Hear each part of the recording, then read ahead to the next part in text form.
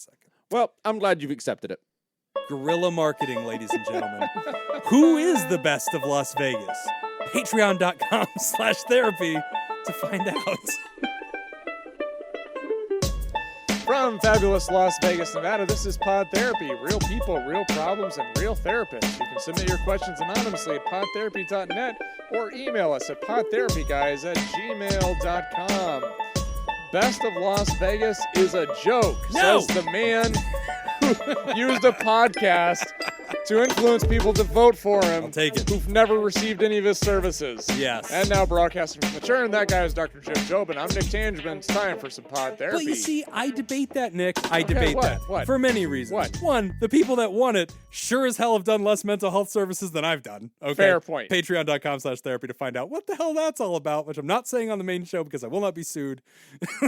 So you got to pay money if you're going to come after me. You're going to pay me $1. That's $1. That's $1 to buy in, and then that's on you. You're buying that content. But then the second reason, I've said this before, I have made this argument. I have no shame asking the Pod End of Therapy... sentence. Yeah, period. Right. Full stop. That was actually my entire point. I have no shame asking the Pod Therapy community and the ICS community if they know me, because they would only know me through one lens. Nobody knows me on these two shows. Here we go. Oh, I don't care. Nobody knows me on these two shows as Jim, that guy I've gotten a beer with, or Jim, the guy I go to for fantasy football sports knowledge. There's only one capacity anybody knows me in. Oh, that's Jim. He's a therapist from Pod Therapy. So anybody that knows me that would take the time to vote for me has sampled my professional work. Even if they're not a patient who signed an informed consent, they've sampled the professional work. So they are in a position to say, I like that guy, I vote for him, I think he's the best of Vegas. I don't have a problem. really I don't have a care. problem with it because it's just it's not like there's a board Oh, no. vetting the entrance. Yeah. We've determined that. I just wanted to make a joke. No. I really don't care. No, do you notice I'm a little sensitive about it? Maybe Oh, are today's you? not the Are day. you? Yeah, maybe the profanity-laced Patreon would have given you a clue. Maybe when I screamed Has your into the mic. sensitivity ever stopped me from making a joke in the past? This is true. Yeah, that's Would on this brand. shot glass make you feel better? No, we're not going back to that. Oh, the pain. Still there. Just the wounds do not heal. Hi-oh. Almost caught that. He just actually threw a bottle of liquor at me. Oh, nice. I threw it to you. I didn't throw it at you. Well, general direction. I almost caught it, too. Little Jack Daniel's Tennessee honey. So, if you Knock were that back and waiting- settle the fuck down. that actually will help. So if you're wondering, Jim came in second for Best of Las Vegas. Thank you to all of you who supported us. The little clinic that could, Dr. Jim and Associates. We are excited, and it means a lot to us, even though, I get it. This could be this like silly Chuck E. Cheese kind of thing, but it means a lot to us. And ultimately, at the end of the day, there are humans that have gotten help in 2020 because they saw that I had won Best of Las Vegas, and I was able to help them. And that gave them some confidence to say, you know what, maybe therapy's for me, maybe this is the right fit. And if that's what gets somebody through that hump so they can start that self-work, it's honestly a life changer. And so thank you for everybody that made it possible for me and my teammates to get, we got silver in 2021. And for all of you like, darn it, Jim, we feel sad that you didn't win gold. Nobody said that. Patreon.com, all of them said that. They're all shedding a tear. I can hear them collectively sighing in despair. No, don't worry, friends. We're going to do this, okay? We're going to do this in 2022. This is my white whale. I'm going to beat these people. I just realized something, I'm going Nick. to do this. What's that? I can cut him off. Oh, yeah, the mic? Or you No, mean no. run in as Jacob's life coaching? No. You come to me for marketing. This is true. Oh, yeah. I can just say no. You could just go to Yeah. other people and be like, you know what? This year ICS is supporting Tilton. I can just say like, nope, not doing it. Whatever. Why? Why not help? Why not help? I feel like it is. I feel like that is helping you. Rooting for I feel like me cutting you this off needs to stop. is Jim. helping you. This is a stop. This is Yeah, an yeah. intervention. I believe this is. I believe this is the definition this of tough obsession. love. This obsession has gone too far. It is. No, we're not doing this anymore. Thank you, everybody who supports me. So there's a that website, despair.com. Yeah. There's that poster. The demotivational posters. Yeah, the demotivational posters. There was one that says, "Winners never quit and quitters never win." and quitter and people who never quit and never win are idiots. It just reminds me of, like, at what point are you just going to stop? Yeah, Like, this is not worth it.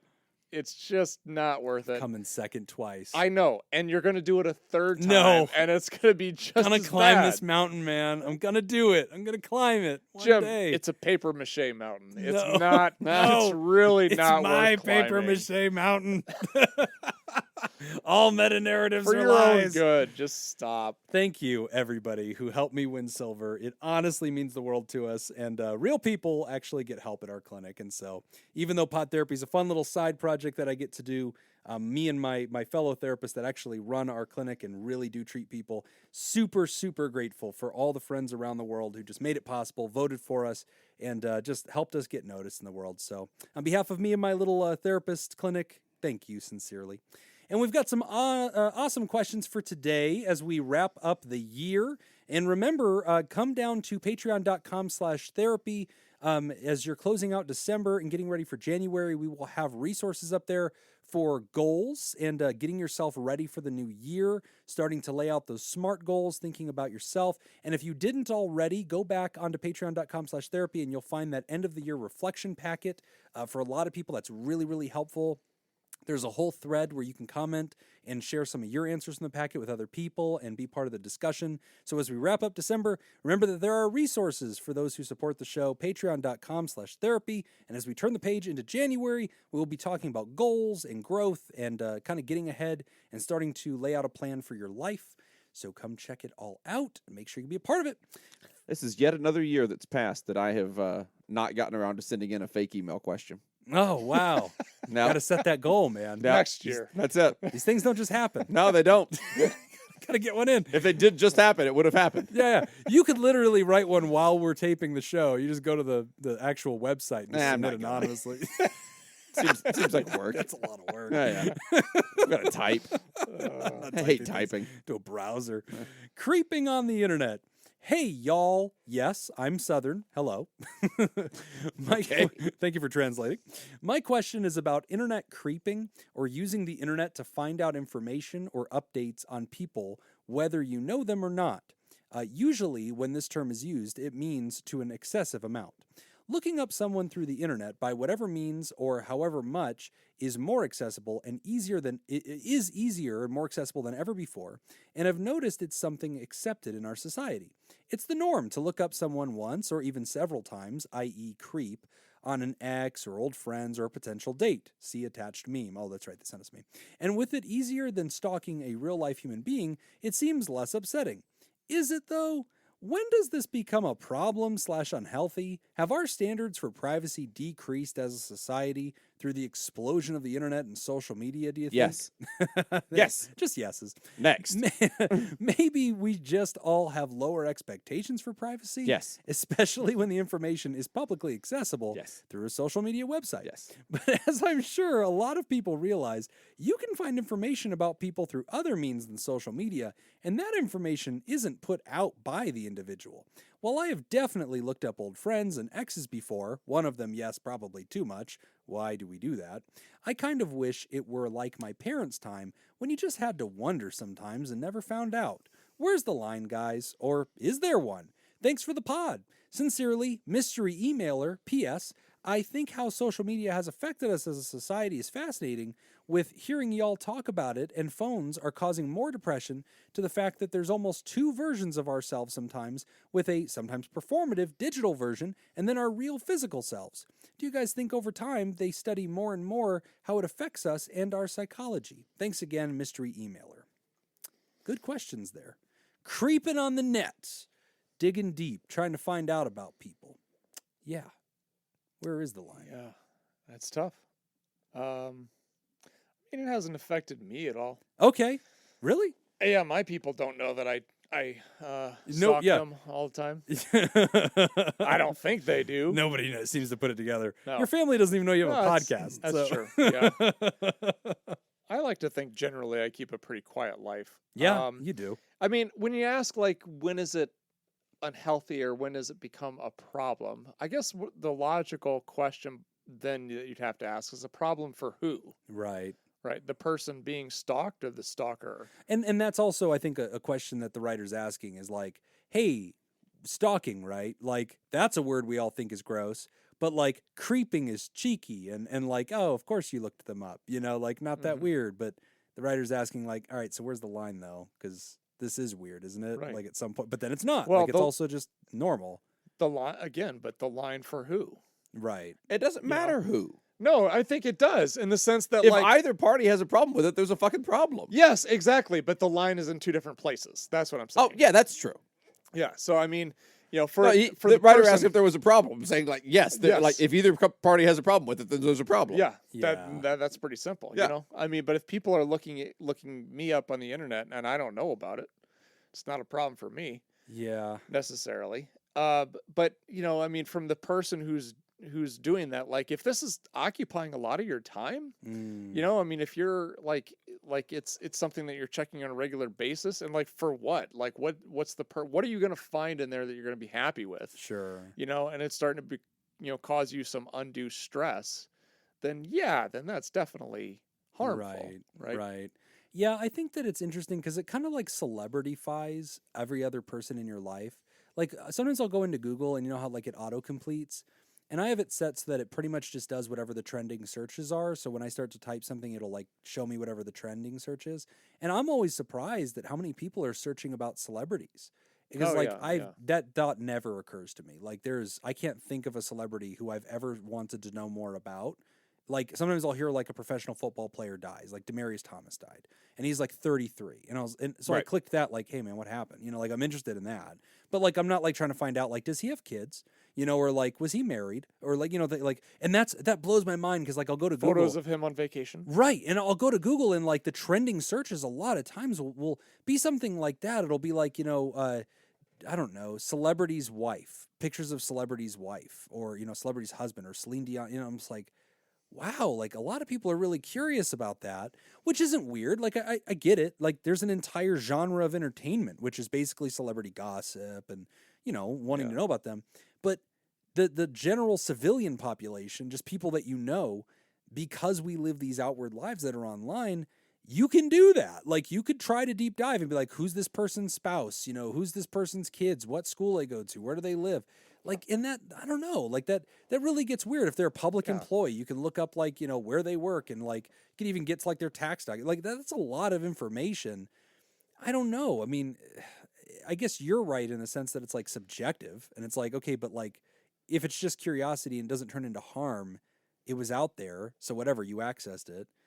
I guess for me, if it's just asking me, where do you think it gets a little bit into like the, hey, is this really healthy zone?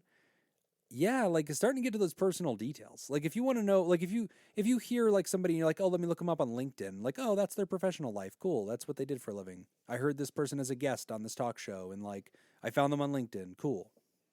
Great. That was outward facing information, right? Like LinkedIn's meant to be accessed by people that are impressed with you professionally and want to learn more about you.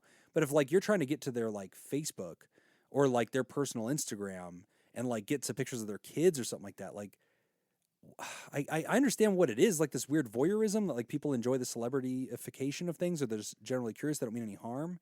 I don't know though. Like to me, it's icky. I just don't like it. I don't have a hard and fast line on this. Okay. But I think a fine line is if it's information that the person is putting out there publicly. Right. And you're taking that information in, fine. And if it's information that person doesn't necessarily want to be out there and it was put out there against their will. Right. Or say like a photo. Oh, there was the big hack a few years ago where all the naked celebrity pictures. Yeah, it was the Apple thing. Went out there or something like that. I don't remember what it was. I thought it was Samsung, but I don't remember. It doesn't matter. But there was that. And like looking at a naked picture of someone against their will. Who did not want you to look at them naked. It gets really weird. That's a little like I don't love it. Yeah, I don't love it. That's not great. And again, I don't really have a hard and fast line on this. There's a moral code. And I've had real stalkers. I've had stalkers that the police have been involved. Okay. Or I shouldn't say that plural. I've had one. Okay. And yeah, it was not great. Yeah. It was shitty. Yeah. And like wow. Alarm systems and like things like that got put into the house and things like it was unpleasant. Yeah. And like, I don't know. I still don't But have. you I still don't have like still like, acknowledge it's a blurry line. yeah. Yeah.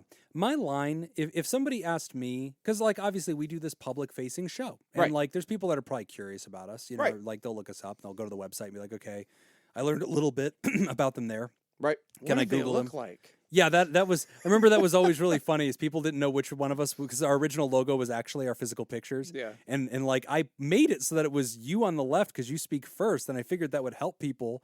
And they go, oh, that must be the first guy that talks. It's the second guy that talks. And it was amazing when people were like, oh, I had you guys switch. And I was like, yeah, I guess your shot was 50-50 on this. I never would have thought of it that way. Yeah. Yeah. I never would have been like, oh, Left the to guy right. on the left must talk first. That just feels right, doesn't it? I understand the logic. I Okay. never would have Jim's thought of world. that. I did. It Yeah. made logical sense. But yeah, like I get it. Like somebody might look deeper and be like, oh, you know, and I've had that happen. I've had people that listen to the show and then they look me up as a therapist. Yeah. And then they've reached out, you know, and said, hey, I like your show and I am looking for a therapist and I think you're the right fit Right. for me.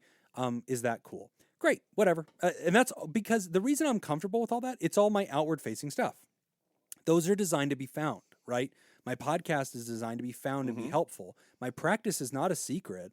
I am a provider. I'm a healthcare provider. I'm Second comfortable. best practice in Las Vegas. Oh, just cutting deeper, just deeper and deeper. I am the best mental health therapist. Have you ever thought of expanding services and I incorporating really occupational should. therapy? Apparently, that's how you win in the mental health racket, is provide everything but mental health.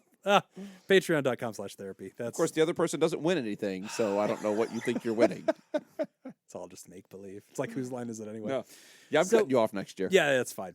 So with all of this, I think that these are outward facing efforts, right? So if you find those things, fine, they were meant to be found. I hope you benefit from them. But if somebody starts going into like that deeper part of the internet where they're like finding things that I didn't intend, you know, for you to find, and you're trying to like dig deeper, that's crossing my comfort level. You know, I wouldn't be thrilled about it. If you came to me and said, hey, just so you know, I did this much digging on you because I'm such a fan, I would say, oh, shoot, that doesn't make me happy. That makes me uncomfortable. I wish that you could be satisfied with the stuff that's outward because, you know, not everything is, you know, like I don't want people like looking up my family and stuff like that. That's too Yeah. much, you know, even though I'm sure nobody means any negative by it. They're just curious. I'm not a celebrity. I'm just some asshole, you know, like just Right. go ahead and look me up But and if somebody, talk to me. if somebody was like, oh, I did a little cyber stalking is Sure. that's a term people use. Yeah, creeping. But like I did a little creeping on you, and Yeah, I don't like man, here's a great picture of you with your kid. Yeah, I don't love that. Yeah, that kind of stuff doesn't work. Yeah. And so like I didn't have never had a stalker or anything like that, but I had a patient once. This was at the program that you and I ran together. And that really affected me because that was the first time I'd ever thought about the internet as like a vulnerability in my life, because the patient, who was fine, he meant well, and he wasn't a dangerous person at all, and he didn't mean anything threatening by it, but he just came up and he said, you know, I just really wanted to compliment you. Your family is very beautiful. And I was like, oh, and I looked at my desk because I don't keep pictures of my family anywhere in my office, anywhere in my desk. And there's a reason for that. Like many therapists don't, you know, because we think it could be distracting or just it's not great, you know, like why do that? And I was like, how did you find that? And he's like, oh, it took some searching. It was not easy.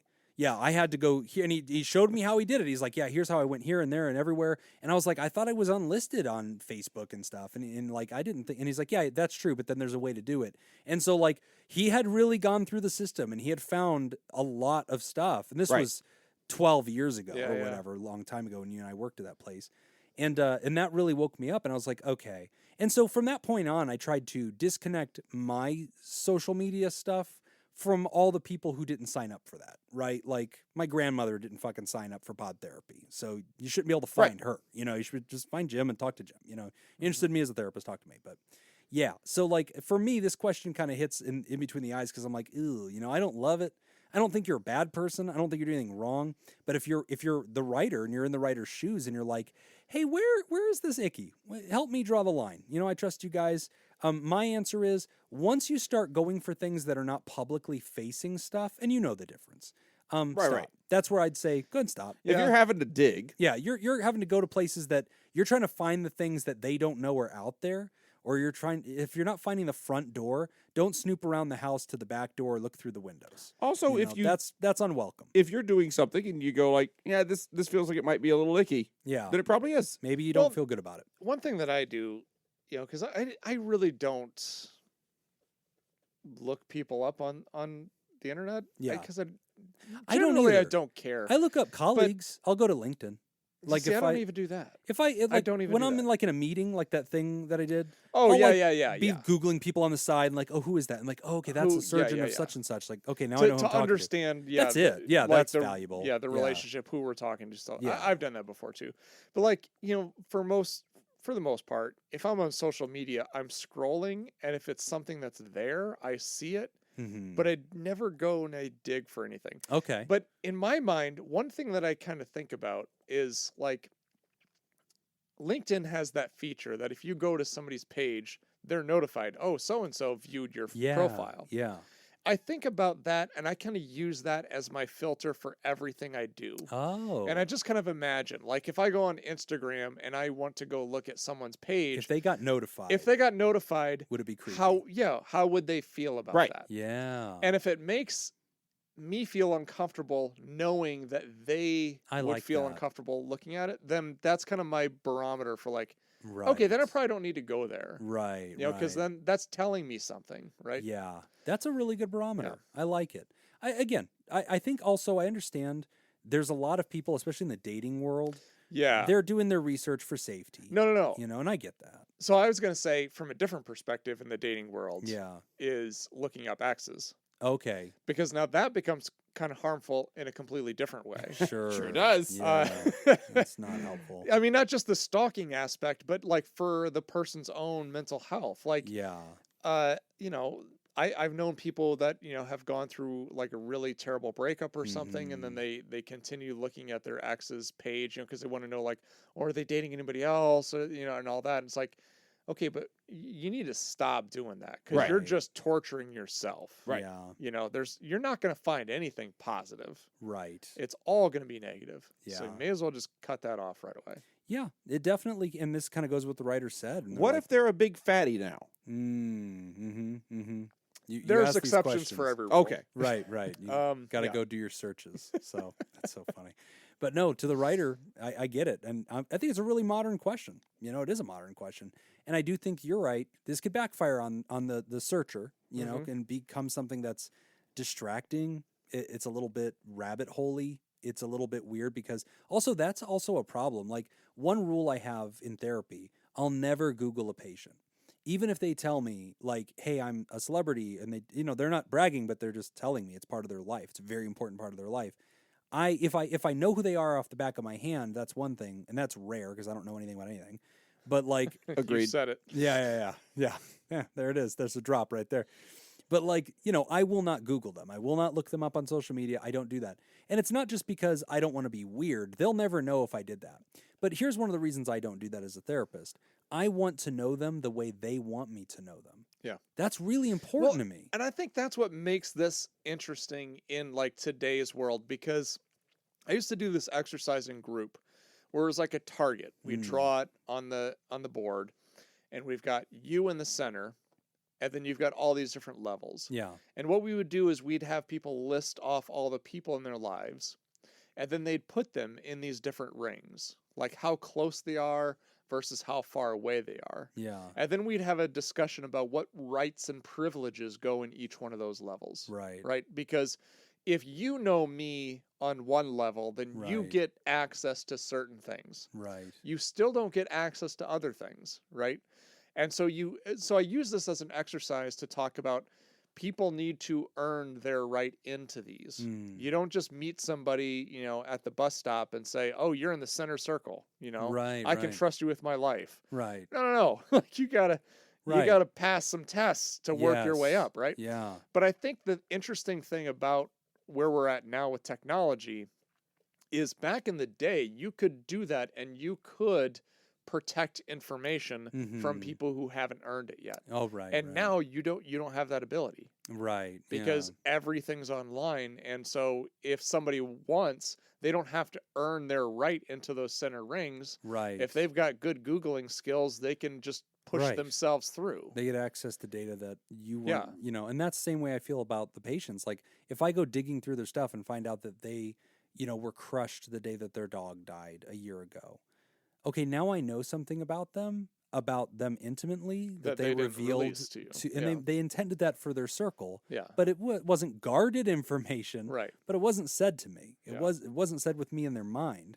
And now I carry that knowledge as I interact with them, and that messes with my level of interaction because I feel almost strange that I know more than they've meant to reveal to me. And now I feel icky about that, you know, sometimes. I mean, it goes beyond just mere curiosity. It's too intimate. So, you know, I think Jacob's right. Follow your internal barometer. When it feels icky, it might be icky for you. Pull back. Ask yourself, what's the purpose of it? I mean, if you're searching for safety because you're going on a date with somebody, obviously do what you got to do. Be safe. You know, I think that's fair game. But at the same time, if you find yourself digging, you know, treat the internet and people's public persona the same way you do their house.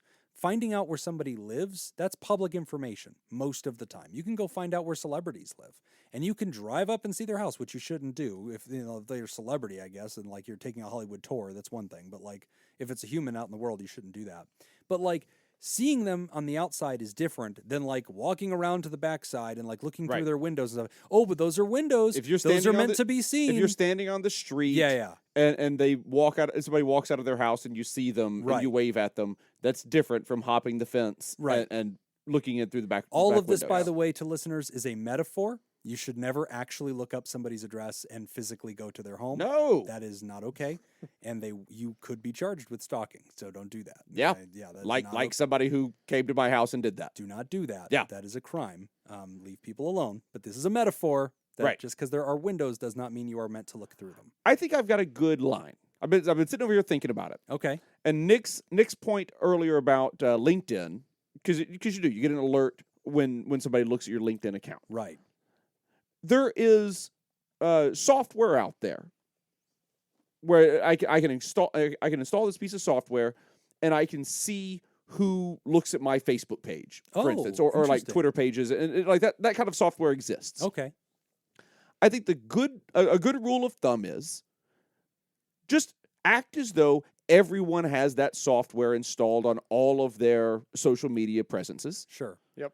And they can see everything that you look at. Yeah. If you open up a picture in their profile and you zoom in on a part of that picture, they can see that you're zooming in. Right. Like, oh, they've got this is a woman with a low-cut dress on. Right. And she can see that you're zooming in on her cleavage. Right. Like, they can see all of it. Be transparent. Yeah. Just assume that they know everything that you're doing. Right. In regards to what like information that. you're looking at on them. That's and if you're okay with that, cool. You're probably not doing anything. You're probably okay. Anybody would feel uncomfortable with. Yep. Sunlight is the best disinfectant. I love that. That's really good. Great line. Yep. Great question. Very modern question. Sorry it took us so long to get to the correct answer. Yeah. But we were just stalling until you caught up. Yeah, there we go. Jacob was going to come save us. Yeah, we just got to volley back and forth to each other until Jacob runs in. Real quick PSA on this, because I have had people in the past as patients who have shared that they do struggle with this, and that can mean a lot of things for them, and that could become obsessive. And if you find yourself out there, guys, and you're obsessing over a celebrity or a person in your life or a pseudo-celebrity or anything like that, and you hear this question, you think, man, this hits pretty close to home. Get help. Talk to a therapist about that. Unpack that. There's some kind of woven stuff that happens with this stuff, from your own trauma to your own kind of putting your needs on this fictional person or your ex or whatever. That stuff can get better, and you deserve to get better. Nobody's going to judge you for that. Talk to a therapist. Find one that's worth it. That doesn't. There's no scenario in which that ends well. Yeah, it's just disappointment and yuckiness. Yeah. And like we at want you best, to be it's disappointment. Yeah, and you're not a bad person, but get help. No, help. just get the help. Don't obsess over it needlessly. There's no such thing as a thought crime. That's if you're obsessing over someone, get the help. Get the help. And because there are such things as real crimes. That's right. Yeah, we don't want to slip over. And we don't want to go to that. That's right. We're going to take a quick break, and when we come back, we're going to talk about my therapist's affirmations making me cry. You're listening to Pod Therapy. Today's episode is brought... Wrong music. Hey-o! Today's episode is brought to you by Robert Browning Jr. Mintz, Kayla Lansbury, Crazy Banana Scoop, Leah, and Cindy Ash. Malia. Wait, Malia? That's what I said. He said Malia. Is that the right one? Yes. Okay. Now I don't know. He said sorry. Malia, and you were like, Malia. Yeah, that's my bad. But then I'm like... Just well, affirming. Yeah, that's right. Go to patreon.com/therapy. All right. Our next question, thank you, Manu, is waiting for me to scroll up to it. I have the chance, because this is our second one recording today. Yes. I have the chance to go 8 for 8. That's true. Yes. In one sitting. One sitting, 8 for 8. Even though this episode is up for grabs, but it is possible for him to just roll over us Yeah. as he did in the first episode. Born on December 25th. This is one of the most important figures in the world's history. I already know this. Jesus Oh, I know Christ, that final one. answer. Yep. Yoink. Yeah. No, it's not Jesus Christ. Do you know without the... Well, I believe read I the- do. I read the believe I do things. too. You want to write it down? You have Yes. something to write it on? No, write it down. what? He can see the answers. He's got to read them out I loud. can't see No, the he answers. has to It's scroll not down to see multiple them. choice? It is multiple choice, but I You already can knew it before I read it. Doesn't matter. Whatever. I feel... Okay, here it is. All right, go ahead. A, George Michael. Uh-huh. B, Isaac Newton. C, Charles Darwin. D, Alexander Fleming. What? Yep. No I did know it. Jesus? Yep. Yep. No Jesus. Wow. I thought the common accepted thing was that Jesus was not born in December. No, but still, you'd think that would show up on the list. I thought that was like the Christian Okay, scientist well, thing. You'd think there would be at least the decoy answer. All right, up fine. there. take it up Jesus. with Manu. Jesus. Yeah, letter God. E. Jesus. Jesus is E. Yeah, Okay. Not so, taking E. But So you're going to go with E. All right, so No. Nick and I both know it. What is it? I'm gonna go Isaac Newton. It is Isaac It Newton. is Isaac Newton. Yeah. Yes. Let's see. Let's just do the bonus question first. Oh, yeah, good Before I call. scroll down. These lovely Brits really screwed up on my theme here. So, true or false bonus question goes rogue. Brazil is 3 times bigger than the glorious nation of Kazakhstan. True or false? True. I'll bet you it is true. All right, Brazil's pretty big, and Kazakhstan is not. It's too specific, and Manu's not gonna like belittle her own nation Yeah. and be like, "Nope, actually, Kazakhstan's way bigger than us." Yeah, I'm going true. She's gonna vote for the home team. It's true. Kazakhstan's pretty big, though. Brazil's huge, bro. I know it is. Bruh. Bruh. I know. It's like the third Easy, largest bruh. country, bruh. Chill, bruh. Chill, bruh. I'll go true, too. All right, we're all true. We're all right. true. And we we're- all picked Isaac and we're Newton. all on Isaac Newton. So Yep. Win great together, game. lose together. Great game we got going here so far. Hey, I proposed Jesus. Yeah, you I was should've- trying to you spice should've it up. Stuck with that. I knew it was Newton. The answer is Isaac Newton. Yes. Yep. And true. All right. Ooh, look at us. So Jacob is now 6 for 6. He's 6 points. And do yourself a favor by searching Kazakhstan funny language on YouTube. Oh, Okay. All right. Okay. I have to do that. Is that a Borat video? I feel like it's just boring. Probably. My therapist affirmations make me cry. Hey guys, I'm in therapy currently, about 6 months in, it goes by fast, and I find I have this urge to cry whenever my therapist says something comforting or caring, like phrases and things like that. They're often subtle, but for some reason I pick up on them a lot. I'm going in for a bit of anxiety and slight depression, also from some trauma stuff I want to process. I've suffered a sort of emotional neglect in my childhood because my parents were just not there to protect me from things, as well as be there for me emotionally. I had food, clothes on my back, but I remember always feeling different from my friends and being jealous of that connection they had with their parents. And also, strangely, I found it disgusting that it must be disgusting that they relied so much on them. My mom had chances where normal moms would protect their girl from things where I was told, you have to learn to stand up for yourself and be strong, and never intervened. That's why I'm so independent. My dad, on the other hand, was basically just sort of absent, besides the occasional ice cream run, but love and care isn't ice cream. I guess you could say I always had this empty feeling deep inside, longing for care. So that brings me to the fact I think my therapist recognized this in me. No idea how he did, although I never said it. Initially, when I first started, that was my reason why. I wanted something because I felt those holes. But without physical harm done, it's harder to express and describe. Is that why I feel the urge to cry, but can't? I honestly want to, and at the same time it terrifies me. Help! Is this normal? Anonymous. I feel that's pretty normal. I think so. I think it's normal without the history. Mm-hmm. Given the history, it makes a lot more sense. Mm-hmm. Yeah, pretty glaring stuff here, writer. I mean, this also, for the general audience, is one of the things that I find really profound about psychotherapy and have always found just amazing. A lot of people misunderstand what therapy is, and they think it's just tips and tricks and coaching. And like, honestly, if that was the case, we wouldn't have a profession. You could get that from a book. Like, you could just go buy a book on cognitive behavioral therapy or What? whatever. Yeah. Jacob just Jacob's ripped out. off his All right. headphones and he's out the building. Well, that was the last episode of Pod Therapy, everybody. We'll lock up. We'll lock up. Yeah, we'll hit the alarm. Don't worry about it. But no, like the human connection element adds something to this dynamic that nothing else can do. And so, like this human, because you and I can do the exact same thing in the Right. same session with the same person. Oh yeah, and get completely different results based off of how we relate and interact. And with it the could be person. stuff we have no control over. Yeah. You know, like I could have a female therapist who works with a patient, and then I come in and work with that patient, and just the fact that they're doing some transference on me is like, I didn't have a father, you know, or whatever. Like there's something that I'm going to have access to with them that another therapist won't, or vice versa. So the human component to this writer is absolutely fundamental to what therapy often is. And it isn't always as deep as you're experiencing it, but that human component is what makes therapy therapeutic. Having said that, I think you have a lot of really good insight. And in your letter, you talk about your childhood and you say, man, I had a lot of neglect. I had a lot of disconnection. My mom wasn't really there for me, just kind of pushed me into the deep end and told me to swim. Dad was mostly an absentee landlord here. And so here I am sitting with this male therapist. He says affirming things. I think he can sense that I don't have that in my heart. I don't have that in my mind. And when he offers me that insight, I want to cry. And I don't think that you're writing us to say it's tears of joy. I've so longed to hear this. I think you're writing this to say, I don't know what to do. Like, I feel like I'm struggling with this. Like, these are big tears. And he or she writes, at the same time, it terrifies me, of course, because it's new. Right. It's you don't know what to do with that. Right. Because you've never had that. And I think the reason it terrifies you, if I may venture a guess, and this is not Jim doing therapy, this is an educational show. We're not engaged with you. You should talk to your therapist about this. But I would guess it has to do with the vulnerability.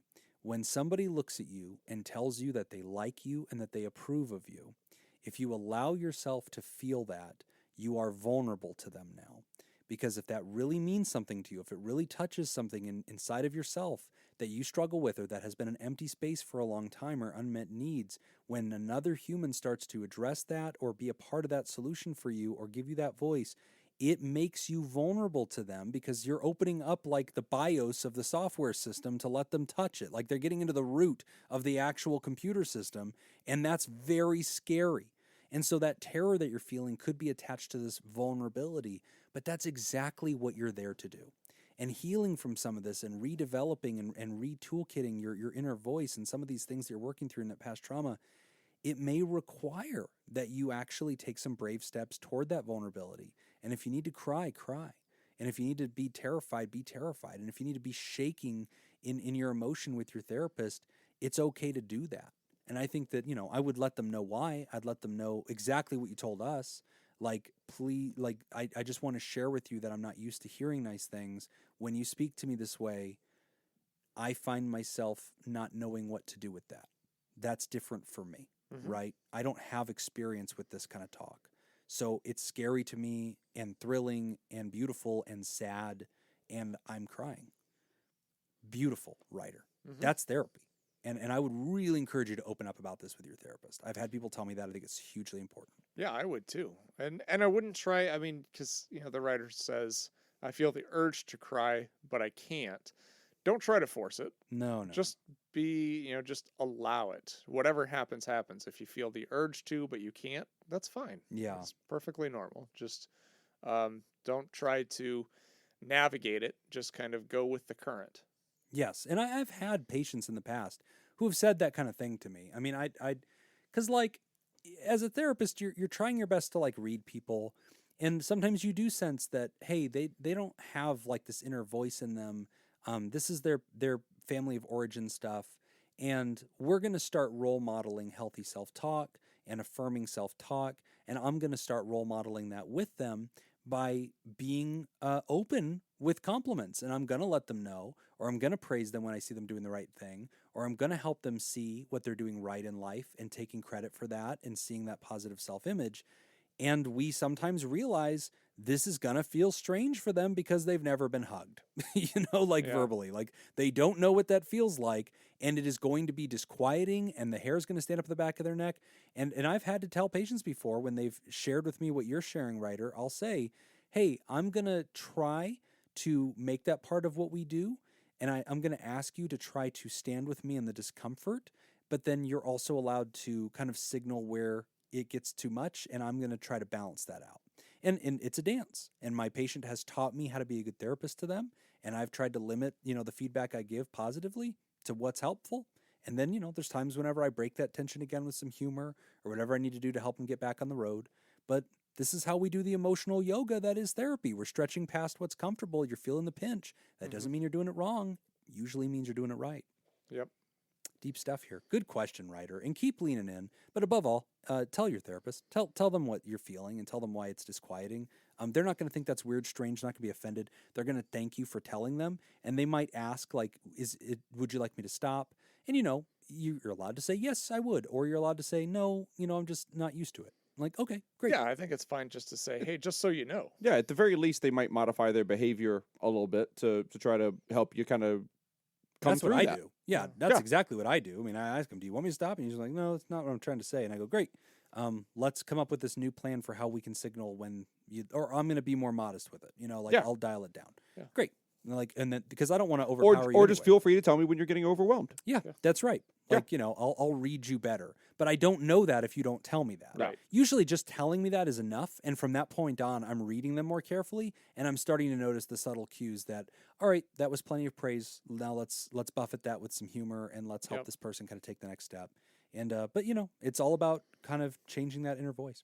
We're going to take a quick break and see if Jacob's legacy of undefeated trivia this evening can be held up. It's all on the line, ladies and gentlemen. This man has answered 6 straight questions. Should I answer another one blind? Without any, and he did one of them blind. Last week I did one blind. Threw a letter out and just nailed it. Of course, it was wall. because I had no idea about the answer to the question. But we'll ignore that. Odds were 1 in 4, and he stuck the landing. Can he continue on this undefeated winning streak? We will find out now. You're listening to Pod Therapy. Today's episode is brought to you by Robert Brownie Jr. Mintz, Kayla Lansbury, Crazy Man on a Scoop, Malia, and Cindy Ash. Would you like to sponsor the show? No, it's Malia. Become a therapy producer at patreon.com/therapy. And don't forget Cindy Ash. And Cindy Ash. And our next question, thank you to Manu, is the European colonial era started in 1415 when Portugal conquered, is it Ceuta, Morocco? Ceuta. I'm not sure how to pronounce that. I believe it's pronounced Ceuta. Ceuta, sure. Scuba. Scuba, Morocco. Let's do that. But when did it officially end? I could have done this as a trick question, but I did not. Okay. So when did the European colonial era end? Is it A, December 19th, 1962 in Rwanda? December 22nd, 1975 in India. December 24th, 1980 in Venezuela. Or December 20th, 1999 in China. Damn. D. Going with D. I'll go for the latest one. The later one, and I think I know what she's saying, where she's like, could be a trick question because the argument would be like, it never ended. But she's saying, all right, I'm sticking to like the textbook on this one. Where did it end? Yeah. So did it end with India, China, Venezuela? Oh, I'm sorry. It's not Venezuela. I misread that. It's not that it matters. Vanuatu. All right. Vanuatu. Gesundheit. And so we have India, China, Vanuatu, and what's the other option? Rwanda. In 1962. My answer has not changed. You're sticking with that new information. Buddy, you're going 90s China? Sure. Why not? That's the Clinton administration. That's like, and I remember that being noteworthy, but I think that was like trade. I don't think that was the end of European colonialism. I got a feeling he's right. Think it's going to be the modern answer, the 90s China? So. I mean, it lasted a long time. But Hong Kong? You think that's what it was? Like the transfer of Hong Kong, maybe? Hong Kong is that 1990. Could have been the end of it. 1990 is the Hong Kong transfer. I wasn't even thinking about that, but that is 1990. That might be it. All right, now I'm happy with my answer. Shit. Now I am downright happy with my answer because that is the latest date, isn't it? Yeah. 1999. Oh, there's a later one. No, that is the latest one, but it's 1999 in China. Which is probably Hong Kong. Wait, 90? December 20th, 1999. Yeah, 90 is too early for Hong Kong. It was 99. Oh, I thought 90 was Hong Kong. No, because it was around the time of Maybe not. remember No, I think that is right. I think what it was is that 99. buddy cop movie with Well, I know Jackie it was. Chan and Oh yeah, Rush Hour. Chris Tucker? I know it was a. The second one was about this. I know it was a 99-year lease to Great Britain from China. Probably Hong Kong from was, but I don't know 1900. when it started. Feels right. I'll bet you it's 99. 99 You're seems right. probably right, but I'm angry about it because I want it to be something else. The other options were Rwanda, China, the thing we thought was Venezuela, and what was the last one? India. See, I feel like India's a strong argument because I feel like when I think of like European colonialism, East I definitely India Trading think, Company. I think of India, but then I think, oh, Gandhi and like bringing that to an end, which has got to be pretty. I'm gonna go arguable. C. Wait, is that India? No, December 24th, 1980 in Vanuatu. I'm taking India, but Okay, but so I you got secretly B. What think year it's, is India? 75. all right. Oh, I'm I think taking. you guys are way too I early. think we are. I think So, we are too. I'm think you're taking right, India, but I'm crushing on China right now. Like Okay. that's the deal. All right, come on, It's gonna be China. come on. This fucker's gonna be undefeated. No, there's still one Come on, more. India, be there. It is D. Jacob's got it. Shit! Oh! Does she have an explanation? Does she say it's Hong Kong? No. But here's our true or false. All right. Jesus. Okay. True or false? Mongolia shares the longest international land border with China. Ooh. So what is this question? Is this what is the longest international land border with China? Or what's the longest international land border in the world? Period. Right. Yeah. Like, Because I could read this is either it way. true because no, dummy, it's Russia? Or is Yeah, it true? yeah, It's yeah. like, no, dummy, it's Canada and the United States. Yeah, Like, exactly. So that's- exactly. either way, I'm going to go true. I feel like your odds are better with false. I'm gonna I feel go like there's a true. lot more room on false. I'll go with false then.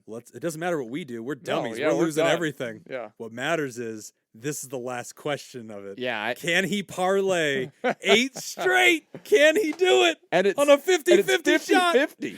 Ooh, the Ocho. The Ocho gets everybody, man. 8 is True. the great equalizer. You're I'm going. gonna say I'm going true. false. Oh! Damn it! How the mighty fall. Oh, damn, on the 50-50.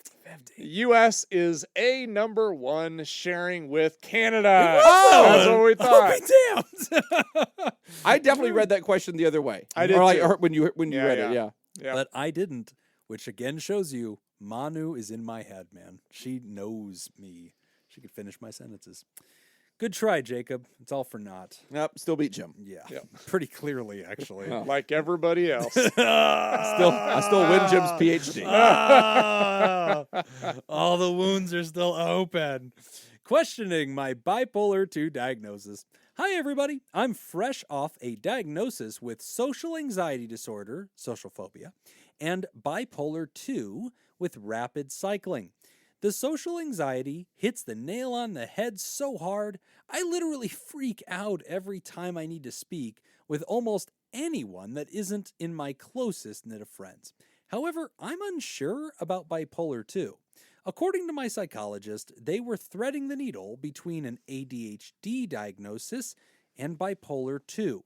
Ultimately, they decided with BP2 due to depressive episodes, which I've also struggled with since 13 years old, and my self-report of moments of clarity, where I feel much better, confident, calm, clear-headed, etc., for about a day or two before becoming depressed and irritable for a couple of weeks until it happens again. It's worth mentioning that I typically start feeling much better about myself around positive life changes or meaningful interactions with people, like raises, reconnecting with friends, better jobs, starting exercising meaningfully, etc. Could you help me understand some of the more nuanced parts of this? For instance, every time I look into bipolar 2, the hypomanic episodes are supposed to last at least 4 days, not just 1 or 2. My psych also used a story I told her about when I, around 7 or 8 as a child, it's bizarre actually, have a strong memory of waking up as a child and, for no good reason at all, just feeling amazing. Such a good mood. I can remember as a child questioning, why can't I always feel this chipper? To my knowledge, though, BP2 doesn't manifest until early adulthood. So, is it possible that this isn't BP2? Lastly, I'm unsure how these cycles typically manifest. Do people tend to stay depressive, then pop into hypomania before falling all the way back to depressive, or are there ever any middle ground days? Thank you for your time. My pronouns are he and him, anonymous. Okay. Yes. Wow. There you go. Okay, Jacob says yes, thumbs up. Let's give. Okay, that's the bet. He's going for the 9th question. let's get to Manu on this. The answer on this one wasn't revealed to us, unfortunately. Scroll to the bottom, man. Yeah. You gotta highlight I'm the bottom of that scrolling. email. I'm not seeing anything. Manu's got it.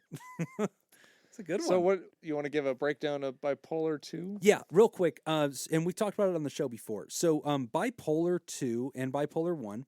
These are mood and state disorders. So to clarify, a lot of people misunderstand the bipolars because they think it means happy and sad. And so they'll be like, oh my gosh, this person's so bipolar. They were so nice the other day. And now they're a complete jerk.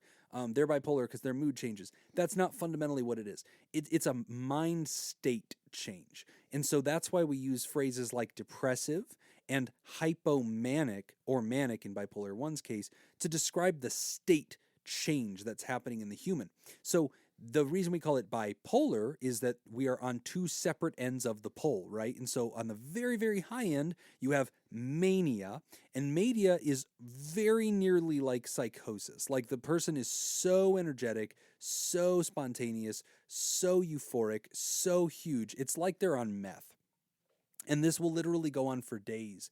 And they will make impulsive, huge decisions, really dangerous stuff, oftentimes really big substance abuse, sexual risk, all sorts of stuff. Hypomania is the same thing, but it's like diet mania. Okay, so it's lesser than that, but still in that ballpark. And that's why we have two different diagnoses, right? With Bipolar 1 and Bipolar 2. Bipolar 2 is like diet bipolar. Still very important, still very, can be very disruptive to a person's life, but doesn't have that same high ceiling that mania has. So you also heard the writer talk about rapid cycling.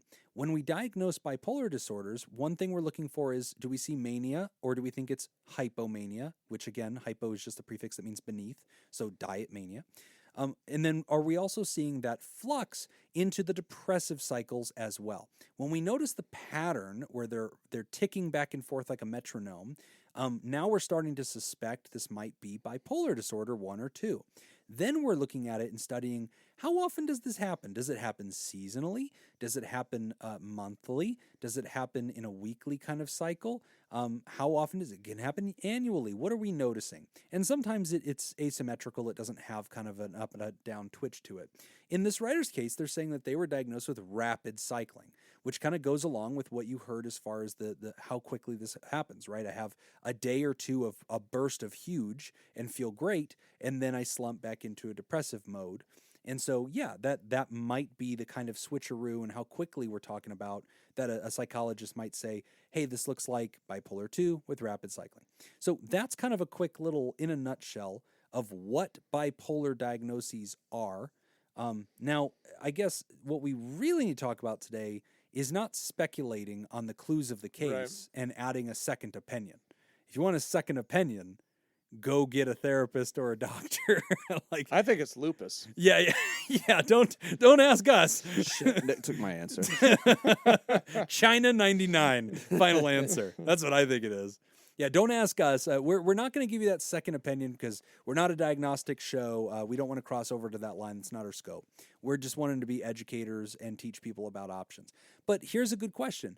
If you receive a diagnosis in mental health care that you hear and you go, golly, this doesn't feel right to me, it's entirely okay to go follow up with another professional independently and get a second opinion. It's entirely okay to not even tell them what your first diagnosis is from the other provider. It's entirely okay to show up and go, and I've had this happen. I've had people come to me and I'll ask them, why are we here today? What's going on in your life? And I've had them level with me and say, you know, Jim, I already have a person I'm working with. I feel it's a good fit and I'm making good progress.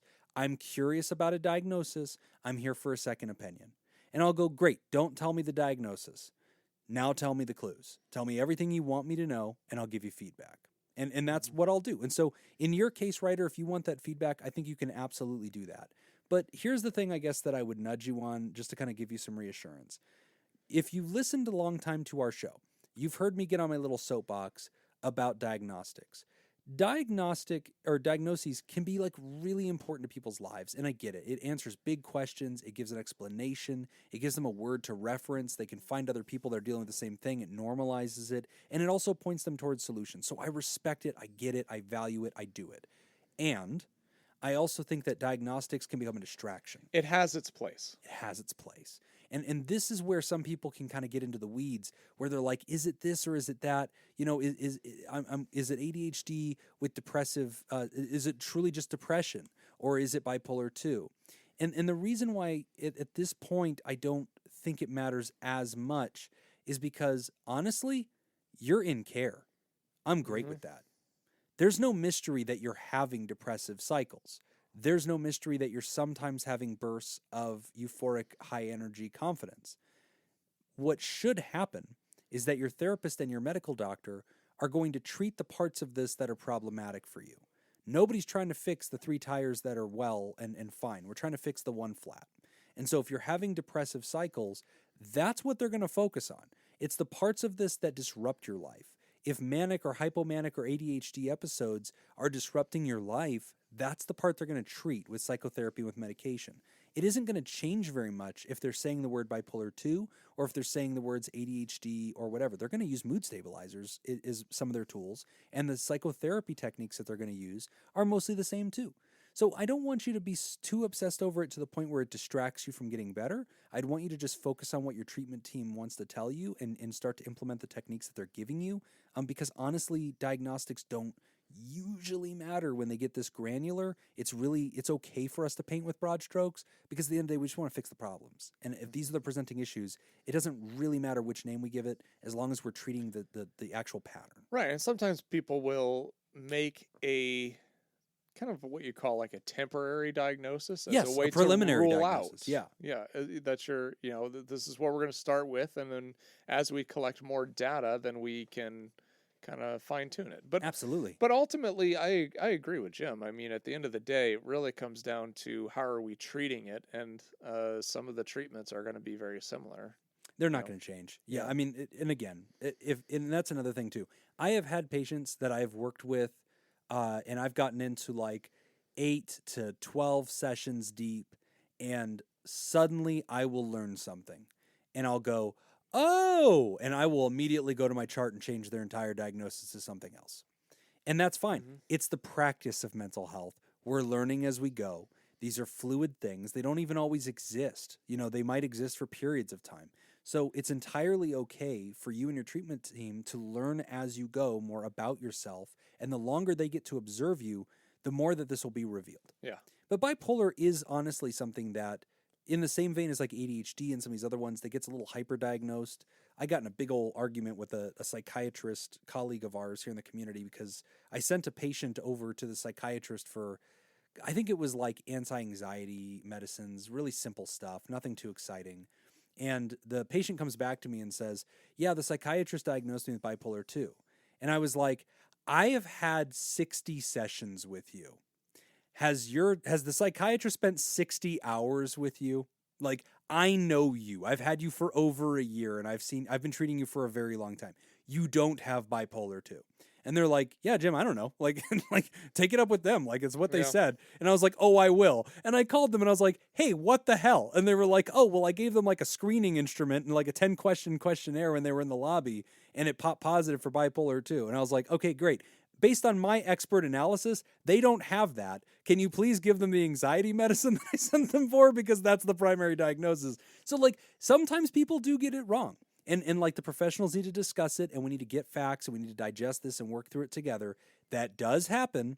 It's okay to get a second opinion if you feel you need one, but focus on the solutions and you can't go wrong. So don't bicker too much about diagnostics. Just focus on solutions. I was only pissy that day because they were chasing the fox in the wrong direction. They were going in a new direction that wasn't what I needed medically, and so I didn't agree with my colleague, and so we were at odds. So. Happened to be the same day, one of his friends got an iPad and he only got a shot glass. Yeah, it was a really bad week. And then he got second best in Las Yeah. Vegas. And it was the last time that he sent someone to Tilton's therapy. Oh, this again. Oh, live under their never again. shadow. We are at the end of the show. If you have gone to patreon.com/therapy and become a supporter of our show since the date of December 12th, we thank you. We thank you. You will not hear your name announced right now because we're recording this on the 12th and we do not have future knowledge. Otherwise, we'd be playing the stock market. So definitely listen in for future episodes, and we will be thanking you. Always remember, if you do sponsor the show, you become a new sponsor, or you change your level of giving, we will always acknowledge that on our Twitter almost immediately. Go to our Twitter account at PodTherapyGuys, and you'll have us thanking you there. But lots of great content going to be showing up at patreon.com/therapy as we get started with a fresh new year. Don't forget to hop over there and sign our yearbook. You can find a link to the yearbook in this episode's description in your podcast app. And you can come over and talk to us, tell us about how the show has impacted things and what you're hoping for in the future. It's always great for us to get guidance and learn how we can be more helpful. But big thank you to all the folks that make our show possible, especially our bosses, the mysterious and shrouded Illuminati members of the fan club, the Theraproducers. Thank you, Smitty Scoop, Jake Schneider, Robert Brownie Jr., Mint, Kayla Lansbury, Judy Schneider, Nathan's Hot Dog Scoop, King of Student Loan Debt, Dr. Ben Don, Crazy Banana Scoop, Mason Miller, Carolyn Albert, Leon Kassab, Kevin Chamberlain, Malia. Did I get that right? You did, I feel like it's right.